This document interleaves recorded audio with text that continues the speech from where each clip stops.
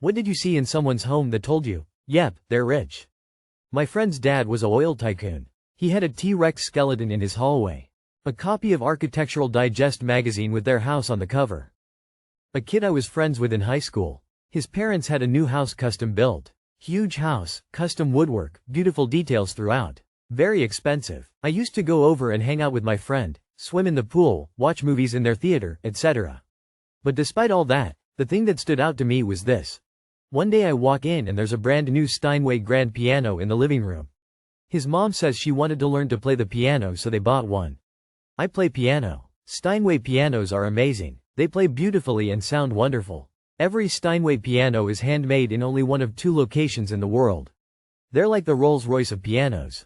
This piano probably cost over $100,000. And they bought one just because she wanted to learn to play.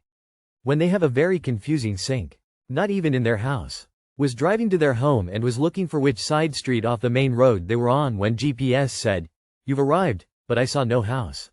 Made a U-turn and realized the side street was actually their 0.4-mile driveway. Edit. To clarify, this was in a wealthy suburb where $1 plus homes are a dime a dozen, but none of those houses have driveways longer than the street I grew up on. A Monet in their office. The penthouse apartment with direct view of the Empire State Building was also a pretty big giveaway. I love how the comments are either, so the couches aren't pushed right up against a wall, or, okay, imagine Versailles, but with a private airstrip. Once a friend invited me to go with him to his family farm for the holidays. I was driving and it was a long drive. Once we were inside a dirt road that was simply endless. 40 minutes, and I asked when do you get to the property. He looked confused and said, "We've been at the property for the last 40 minutes. Basically the farmland 100k acres big. This was in Argentina. If your couch isn't up against a wall. Visiting friends and my wife sees a bronze sculpture of a cowboy on the coffee table and says, "Gee, that looks like a Remington," and our hostess says yeah it is.